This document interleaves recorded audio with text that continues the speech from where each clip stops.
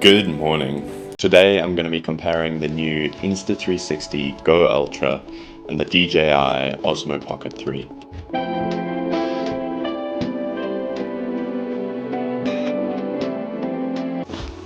I'm a 19-year-old South African, and over the last 6 months, I have been documenting my gap year and adventures in the United States of America. My camera of choice to create these videos has been the DJI Osmo Pocket 3. I have found this camera has suited my needs and use cases about 90% of the time. So when Insta360 reached out to me and asked if I'd like to review their new camera, the Go Ultra, I just had to say yes and test out literally the smallest 4K 60 FPS vlogging camera out today. Today, I'll be touring San Francisco to help you decide which of these cameras is better suited for you and how they can be used to capture everyday life in entertaining and creative ways. First, here's a quick rundown of the specs of these cameras. The Insta360 Go Ultra comes in at 53 grams, it's magnetic, waterproof up to 10 meters, it has a 156-degree field of view, can shoot in 4K 60 FPS, has active HDR with a 1/1.28-inch sensor and a 5nm AI chip. On the other hand, we have the DJI Osmo Pocket 3 with a 1-inch sensor, a 2-inch rotatable screen, a 3-axis mechanical gimbal with the ability to shoot in 4K 120 FPS, has active track 6.0, stereo audio and DJI Mic 2 support. This isn't about which camera is better, but rather which is better for who. To even the playing fields, both cameras will be shooting in 4K 30 FPS on their default settings. Thank you to Insta360 for sponsoring this video.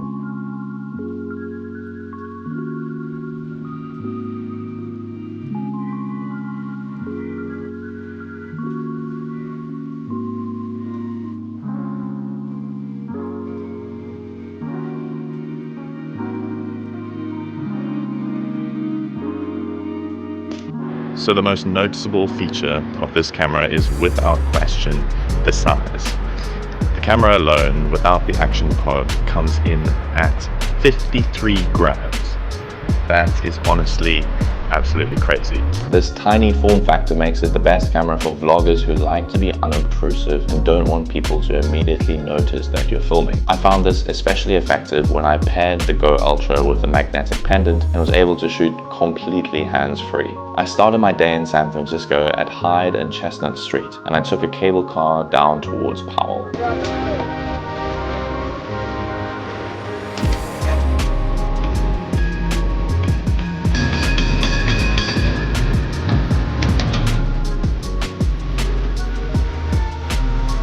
This gave me the most amazing views all the way down to the Bay Bridge. I used both cameras, but the Go Ultra definitely felt more discreet attached to my chest with all the people around. However, I felt I was able to capture much more cinematic shots with the Pocket 3, even if it did feel a bit awkward. Once off the cable car, my next stop was Coffee Movement for a cold brew and a cookie.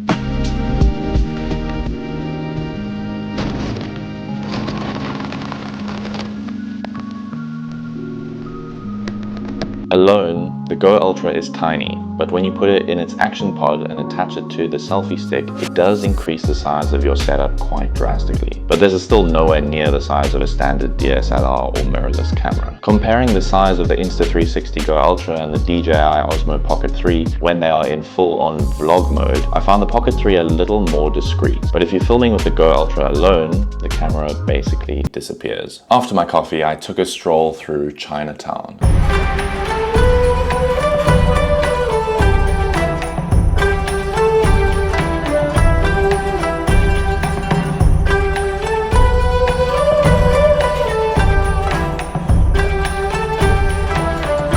From Chinatown, I took a bus to Pier 39 and Fisherman's Wharf. The Go Ultra's magnetic back came in really handy here, allowing me to stick the camera to literally anything metal. Any bits of metal can be your own tripod when you use this camera, so you don't have to worry about getting in people's way while you try and set up a big tripod or stand. In the case of the DJI Pocket 3, it's definitely focused more on being a handheld device, so mounting it is quite a bit more limited because of its size and shape. However, you can purchase use a third-party cage that will provide you this magnetic functionality. However, the advantage of the Pocket 3 when you do manage to mount it is its gimbal and active AI tracking. This allows you to set the camera up wherever you want, then lock onto a subject and have it follow you wherever you move, making it almost seem like you have a person filming when you're actually alone. As a solo creator, this is really useful. Along with the magnetic pendant shown earlier, the Go Ultra also comes with this easy clip magnetic mount. This allowed me to mount the camera to my hat and gives a really unique perspective of how I see the world coming in at 6'5". And being 6'5" means I'm hungry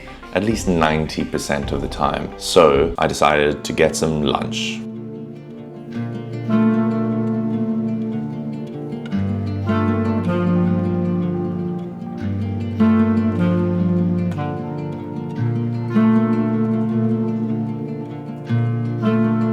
After the bustle of Fisherman's Wharf, I made my way back to my motorcycle and rode over the Golden Gate Bridge to one of the lookout points. It was an absolutely magnificent day in San Francisco, so I could see the bridge clearly with no fog at all. And if you've ever been to San Francisco, you'll know that in summer, that's a rare sight. I used this as an opportunity to test out the 2x zoom on the Go Ultra. This zoom is said to be a clarity-preserving digital zoom that still maintains 4K quality even when zoomed in. The DJI zoom is also digital, however you do lose a bit of quality when you are fully zoomed in at 2x as well. After the Golden Gate Bridge, I wanted a bit of nature and greenery, so I decided to head down to Golden Gate Park. Here I tested out both cameras' stabilization. The Osmo Pocket 3 has a dedicated 3-axis gimbal to create super smooth handheld shots. So obviously it does exceptionally well in the stabilization department. I found this was more for walking cinematic style footage rather than running around action style footage. I was honestly quite surprised at how well the Go Ultra performed as well with its digital stabilization, but I guess it is an action camera after all. Another thing action cameras do really well is, well, capturing all the action, and they do this with a really wide field of view.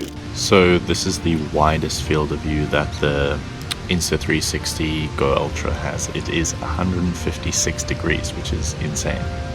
We can compare that to the DJI Osmo Pocket 3, which has field of view of only 92 degrees. I feel like this is slightly more cinematic, movie style-ish, while the Insta360 is much more aiming to capture all the action, everything that's happening around, capturing as much of the frame as possible. In the battery department, the Go Ultra is said to be able to shoot continuously for around 70 minutes standalone and for about 200 minutes with the Action Pod. The Osmo Pocket 3 can do 166 minutes standalone and about 240 minutes with its battery grip. There are a couple more considerations that you should consider before buying either one of these cameras. Firstly, the Insta360 Go Ultra's video can be monitored from the Action Pod, which means you can have the camera mounted somewhere and then still be able to view the live feed without having to connect your phone. On the other hand, for DJI's Osmo Pocket 3, you do have to connect your phone to see a live view if you're not in front of your camera and looking at the screen. A really unique feature about the Go Ultra that the Pocket 3 really can't do is that it's waterproof up to 10 meters. Even though I knew this shot was still really scary to make.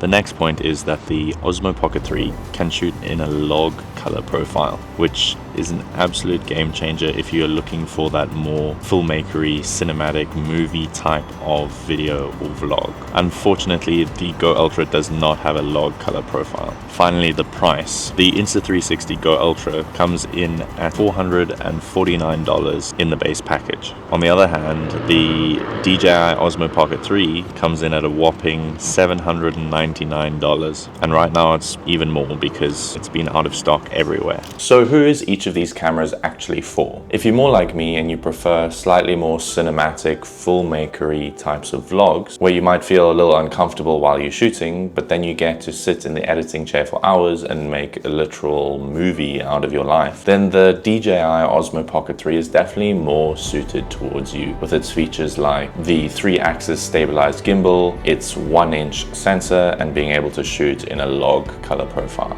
I do have an in-depth review of the DJI Osmo Pocket 3 if you'd like to check that out. It'll be linked below. But if you're the kind of vlogger who prefers to just live in the moment and do the thing, focus on what you're doing without having to worry too much about the technicalities of camera settings and filmmaking, especially during intense action activities, then the Insta360 Go Ultra is the perfect set it and forget it camera. Its tiny frame and magnetic back allow for endless creative shots and unique perspectives while being both durable and waterproof. And most importantly, if you are a very shy vlogger who doesn't like to be seen filming, this camera is so small, no one's going to notice what you're doing and think of you funny. However, with all that in mind, I will definitely be using both of these cameras as part of my workflow for the rest of my gap year. I feel they both offer unique qualities respectively and can work together really well hand in hand. Let me know in the comments if this video has helped your decision at all, or if you have any more questions that I could help answer. Thanks again to Insta360 for sponsoring this video. I will see you all in the next one.